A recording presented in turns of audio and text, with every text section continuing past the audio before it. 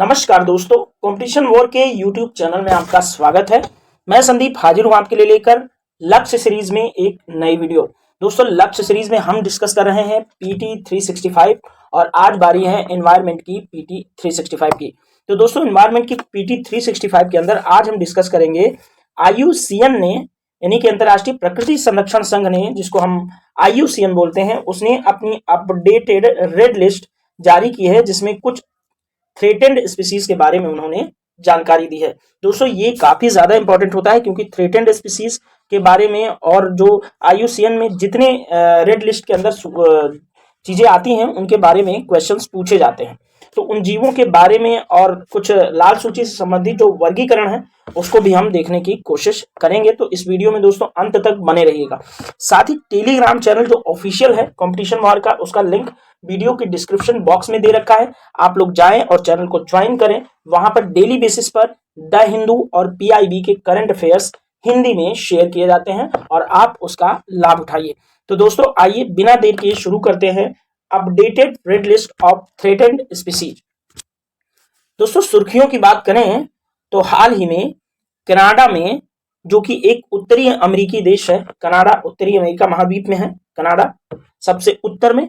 तो कनाडा में UN की CBD, जो कि क्लाइमेट, बायोडाइवर्सिटी और डेजर्टिफिकेशन को लेकर के जो समिट है, उसका COP15 आयोजित किया गया। उसके दौरान IUCN ने थ्रेटेंड स्पीसीज की एक अपडेटेड रेड लिस्ट जारी की। तो दोस्तों, याद रखना कि कनाडा में आयोजित हुआ CBD कन्वेंशन का COP15, वहीं पर IUCN ने थ्रेटेंड स्पीसीज की अपडेटेड रेड लिस्ट जारी की है। अब दोस्तों, थ्रेटेंड स्पीसीज या IUCN की लाल सूची क्या है?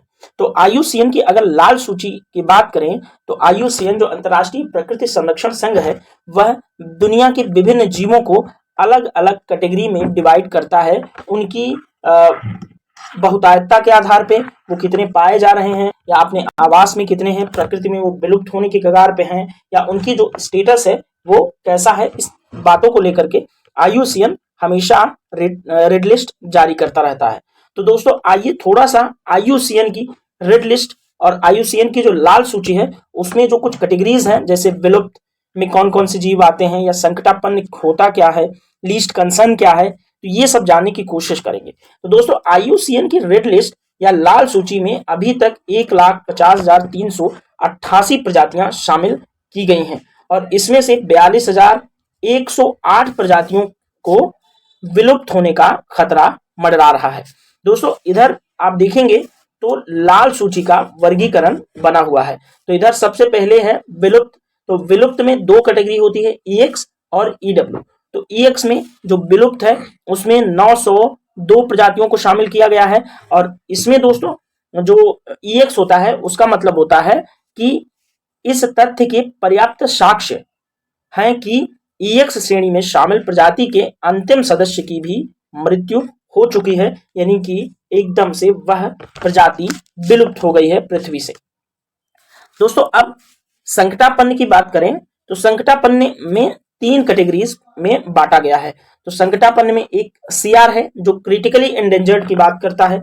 इसको ये बहुत ज्यादा इंपॉर्टेंट होता है क्योंकि क्रिटिकली एंडेंजर्ड जितने जीव होते हैं उनको बचाने के सरकारों द्वारा सबसे ज्यादा प्रयास किए जाते हैं। इसलिए इस तरह के जो क्रिटिकली एंडेंजर्ड वाले स्पीसीज के क्वेश्चंस हैं वो एग्जाम में ज्यादा पूछे जाते हैं। तो दोस्तों, क्रिटिकली एंडेंजर्ड हैं लगभग 9,251 स्पीसीज। तो इसमें इसका जो क्रिटिकली एंडेंजर्ड का आशय है वह यह है कि क्रिटिकली एंडेंजर्ड श्रेणी में शामिल प्रजाति के समक्ष उसके प्राकृतिक परिवेश से विलुप्त होने का बहुत अधिक खतरा बना रहता है। तो जिसको क्रिटिकली एंडेंजर्ड में डाला जाता है वह अपने प्राकृतिक आवास से विलुप्त होने के बहुत ज्यादा खतरे का सामना कर रही होती है, तभी उसको क्रिटिकली एंडेंजर्ड श्रेणी में डाला जाता है। और दोस्तों, अगला है एंटी नियर थ्रेटेंड, जो लीस्ट कंसर्न में 2 कैटेगरीज हैं, एक नियर थ्रेटेंड और एक है लीस्ट कंसर्न। तो देखेंगे नियर थ्रेटेंड का क्या अर्थ है। दोस्तों, इसमें क्या होता है कि नियर थ्रेटेंड में शामिल प्रजाति के समक्ष भविष्य में संकटापन्न श्रेणी में शामिल होने की संभावना होती है, यानी कि नियर थ्रेटेंड को अगर बचाया नहीं जाता है, उसके संरक्षण के लिए, कंजर्वेशन के लिए कार्य नहीं किया जाता है, तो वो भविष्य में संकटापन्न श्रेणी के अंदर जा सकती है। आगे देखेंगे कुछ और भी श्रेणियां हैं, जैसे ईएन हुआ, वल्नरेबल हुआ, उसको देखेंगे कि आखिर उसमें क्या होता है।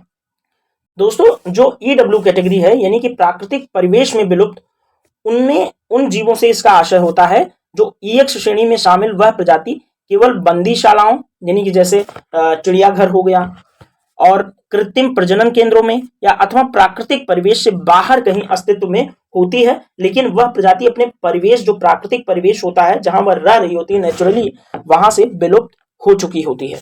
और दोस्तों इंडेंजर्ड कैटेगरी में जो आते हैं उससे आशय है कि जो ईएन सेंटर यानी कि ईएन इंडेंजर्ड कैटेगरी में जो जीव शामिल होते हैं उसमें क्या होता है कि उनके समक्ष प्राकृतिक परिवेश से विलुप्त होने का अधिक खतरा बना हुआ है। ठीक है, तो ये चीज ईएन यानी कि इंडेंजर्ड में शामिल जीव क्या होते हैं कि प्राकृतिक परिवेश से विलुप्त होने का खतरा लगातार उनमें बना हुआ होता है। तो जो इंडेंजर्ड जीव हैं इनके भी पूछे जाने की संभावना बहुत ज्यादा एग्जाम्स के अंदर होती है। दोस्तों अगली कैटेगरी है लीस्ट कंसर्न की। तो एलसी में देखते हैं एलसी से क्या मतलब होता है। दोस्तों एलसी में क्या होता है कि यह किसी प्रजाति की आबादी इतनी स्थिर है कि निकट भविष्य में उसके समक्ष विलुप्त होने का खतरा नहीं है। ठीक है, तो ये जो लीस्ट कंसर्न की जो प्रजातियां हैं वो जनसंख्या में बहुतायत होती हैं और निकट भविष्य के अंदर उनके ऊपर विलुप्ति का खतरा बिल्कुल नहीं होता है या नहीं के बराबर होता है। अगली श्रेणी जो वल्नरेबल की है, सुभेद्य की है, वो भी बहुत अधिक इंपॉर्टेंट है। इसमें 16,493 जीवों को रखा गया है। तो दोस्तों वल्नरेबल का आशय होता है कि यह वल्नरेबल श्रेणी में जो जीवों को शामिल किया जाता है उनके समक्ष प्राकृतिक परिवेश से विलुप्त होने का उच्च खतरा रहता है, हाई रिस्क रहता है उनके प्राकृतिक आवास से विलुप्त होने का। दोस्तों लाल सूची की जो अंतिम कैटेगरी है उसका नाम है डीडी यानी कि डेटा की कमी, डेटा डेफिसिट, यानी कि ऐसे जीव जिनका जो आंकड़ा है वो कितने हैं, विलुप्त हैं कि संकटग्रस्त हैं या वल्नरेबल हैं, ये डेटा की अनुपलब्धता की वजह से एक और कैटेगरी आईयूसीएन द्वारा बनाई जाती है जिसको डेटा की कमी या डेटा डेफिसिट बोलते हैं। दोस्तों किसी प्रजाति की विलुप्त होने के जोखिम का अनुमान लगाने के लिए उनकी संख्या और भौगोलिक वितरण के बारे में पर्याप्त जानकारी उपलब्ध नहीं होती है, इसलिए उन्हें डीडी कैटेगरी यानी कि डेटा डेफिसिट कैटेगरी के अंदर शामिल किया जाता है।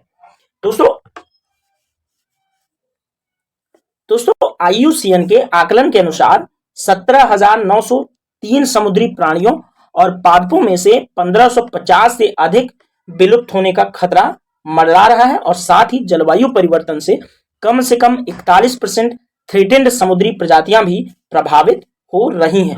तो दोस्तों ये रही कुछ डेटा जो आईयूसीएन द्वारा जारी किए गए।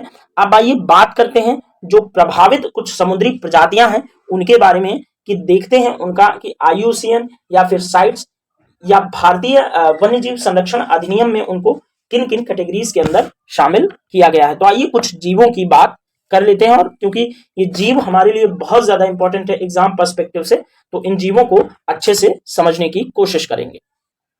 दोस्तों इन जीवों में पहला ही है महत्वपूर्ण जीव है डुगोंग, जिसको लेकर के क्वेश्चंस एग्जाम में लगातार आयोग में पूछे जाते रहे, चाहे वह यूपी पीसीएस हो या फिर स्टेट की और कोई परीक्षा, और चाहे हो दोस्तों यूपीएससी का एग्जाम, यूपीएससी के एग्जाम्स के, तो ये इस नेचर के सवाल फेवरेट होते हैं। तो डुगोंग को अच्छे से समझने की कोशिश करते हैं, और पहले ही बता देता हूं डुगोंग को समुद्री गाय के नाम से जाना जाता है।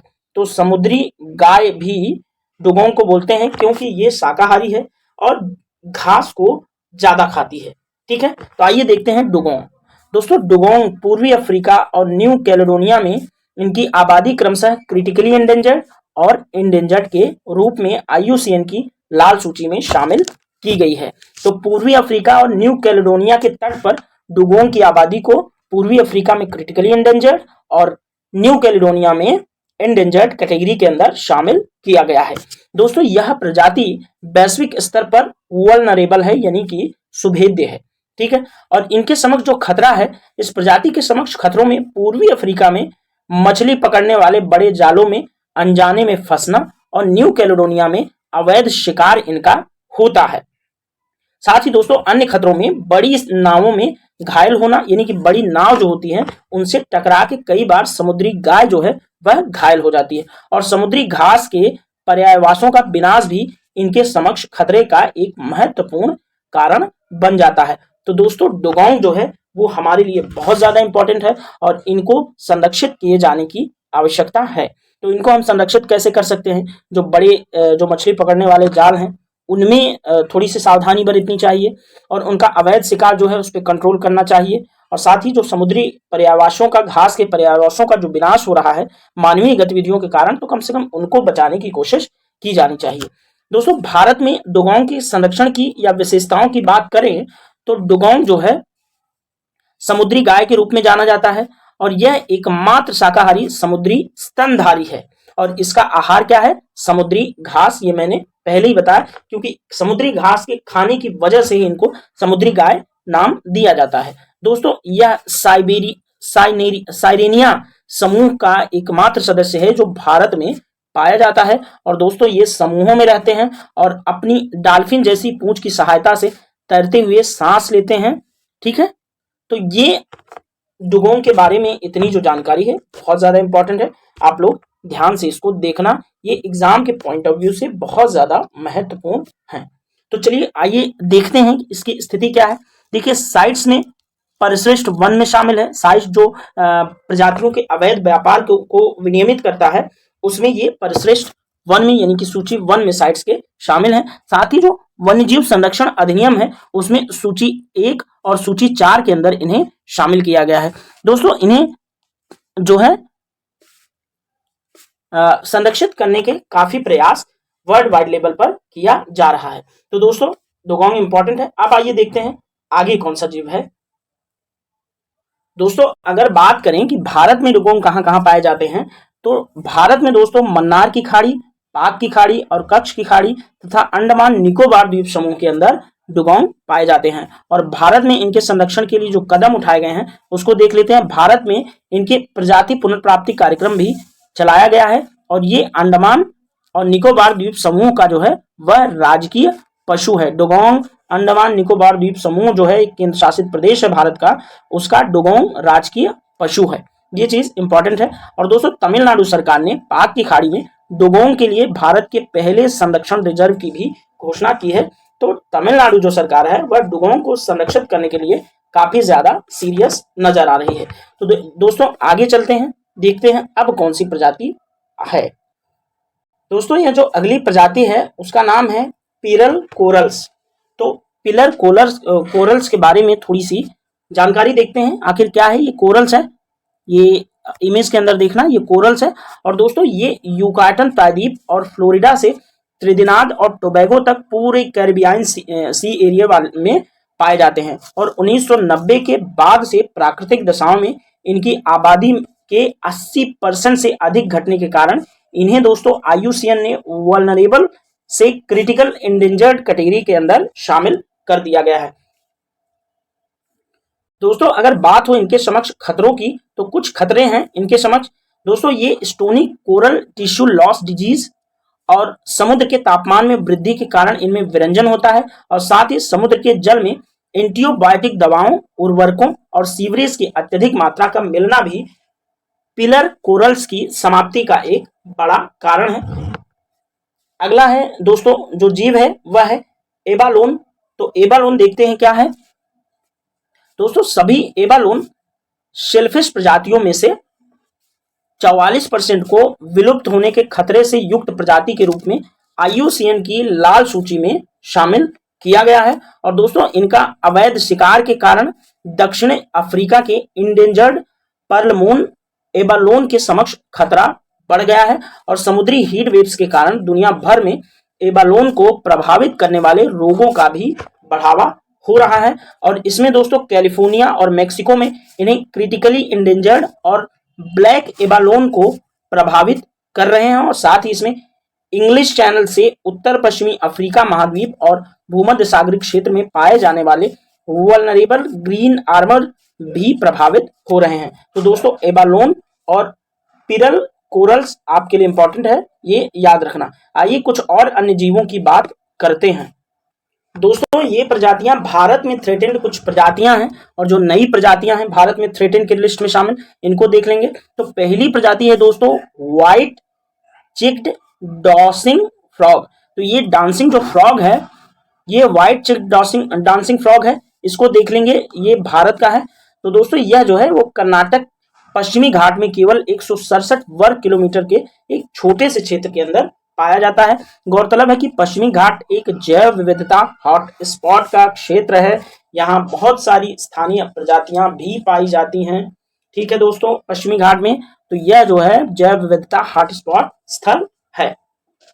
दोस्तों पर्यावरण के नष्ट होने, प्रदूषण, तापमान में परिवर्तन, रोगों, कीटनाशकों और आक्रामक प्रजातियों में इस प्रजाति को खतरा बढ़ रहा है, और IUCN में इसको इंडेंजर्ड कैटेगरी में रखा गया है। ये चीज आप लोग याद रखना। और दोस्तों अगला है अंडमान स्मूथ हाउड शार्क। तो अंडमान की स्मूथ हाउड शार्क के बारे में देखेंगे। दोस्तों यह शार्क जो है म्यांमार, थाईलैंड और अंडमान निकोबार द्वीप समूह के तट के पास पूर्वी हिंद महासागर में अंडमान सागर में पाई जाती है। और यह प्रजाति दोस्तों अत्यधिक मात्रा में मछली पकड़ने और ट्रॉवल, लॉन्ग लाइन व गिलनेट जैसे मछली पकड़ने वाले उपकरणों में फंसने के कारण इनके समक्ष एक खतरा व्याप्त है। तो अंडमान स्मूथ हाउंड शार्क आपको याद रखना है। और दोस्तों IUCN की वल्नरेबल यानी कि सुभेद्य कैटेगरी में इसको शामिल किया गया है। तो ये दोनों प्रजाति आपके लिए बहुत ज्यादा इंपॉर्टेंट है, क्योंकि भारत की हैं, इसलिए एग्जाम में पूछे जाने की संभावना बढ़ जाती है। दोस्तों अगली और आखिरी प्रजाति है जो इस डिस्कशन के अंदर हम शामिल कर रहे हैं, वह है एलो हिमालयन फ्रीटिलरी।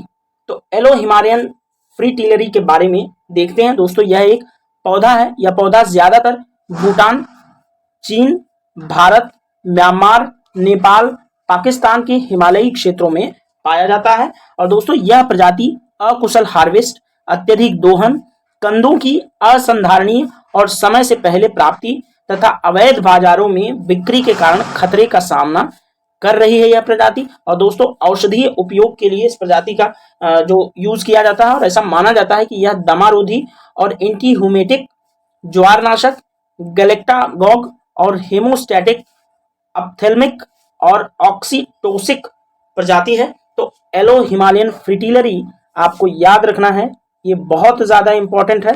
ठीक है दोस्तों, तो ये भारत, भूटान, चीन, म्यांमार, नेपाल और पाकिस्तान के हिमालयी क्षेत्रों का एक पौधा है। तो दोस्तों आज का जो लेक्चर है, आज का जो सेशन है, यहीं पर समाप्त करना पड़ेगा।